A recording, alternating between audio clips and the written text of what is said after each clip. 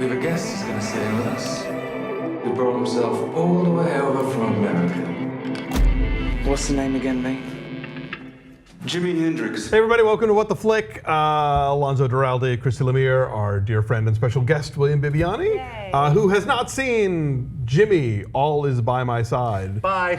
But No, Christy, no. but Christy We has. let Ben stay all the time. That's right. We've seen nothing. Yeah, you're in his chair.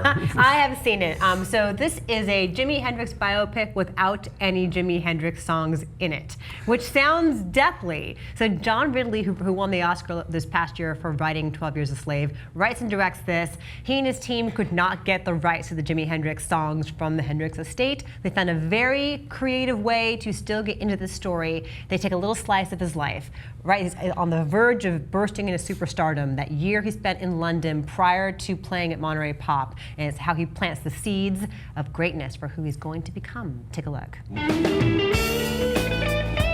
It's J-I-M-I. Yeah, I like it that way. Well, it's my pleasure to come up with the idea. Your success will be thanks enough. You can't leave it to other people to sort out your life. You'll never be nothing to them but a curiosity. Well, it's cold, man. You really want to change things? When the power of love takes over the love of power, that's when things will change. Watch out for your ears! I want my music to go inside the soul of a person. For me, it's colors. I want people to feel the music the same way I see it. There's so much competition right now. Queen, The Who. Do you think you're better than all of them?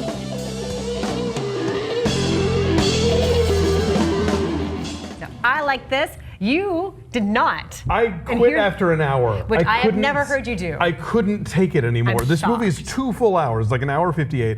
And in the first hour, Jimi Hendrix never seems to make a decision for himself about anything. The whole time it seems to be about, these other people finding him and guiding him and pushing him and sending him and telling him and showing him. And he's like, okay.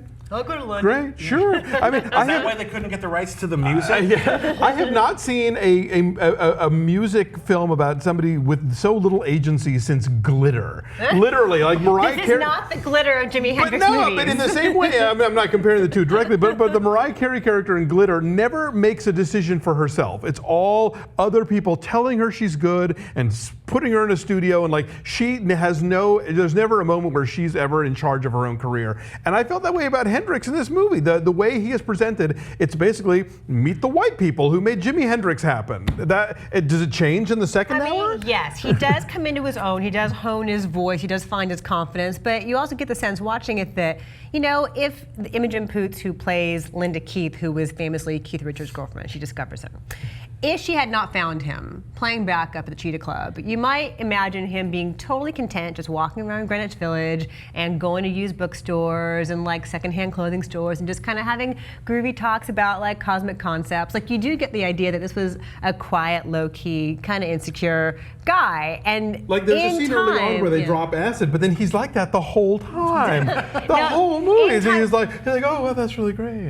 Oh, I like that name. Oh, I love your hair. That sounds like, and again, I haven't seen it, but that sounds like a boring person to make a movie about is the thing. This guy who's just relaxed and groovy, like, is it like the Big Lebowski and stuff keeps happening to him? And he just has to keep reacting and trying to get through exciting times? At least it's an ethos. No, it's he gets more and more confident. He gains his voice, he gains his confidence, and he hones his sound. And did you get to the second girlfriend? Did you get to Kathy?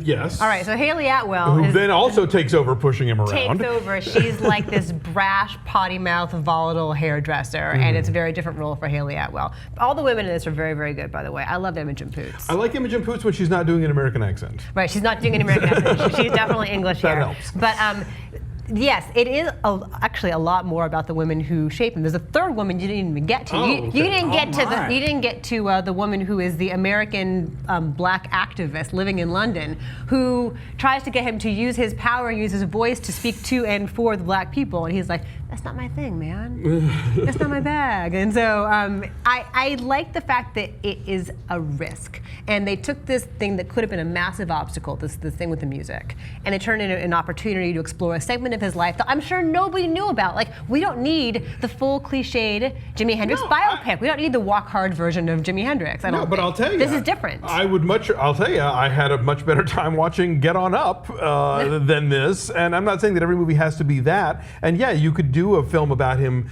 and do a workaround with the music, certainly. I mean, but it was like watching Forrest Gump. I mean, he was literally just, I thought he would have wandered into traffic and been eaten by coyotes the way he's presented in this movie. Into crosstown traffic. Yeah. Thank you. He is I'm here all so week. helpless and just daffy. I'm like, who is this guy? How did he live? He changes. He gets the explosive stage persona does form in time. Okay, That's kind of interesting to watch the seeds of that get planted.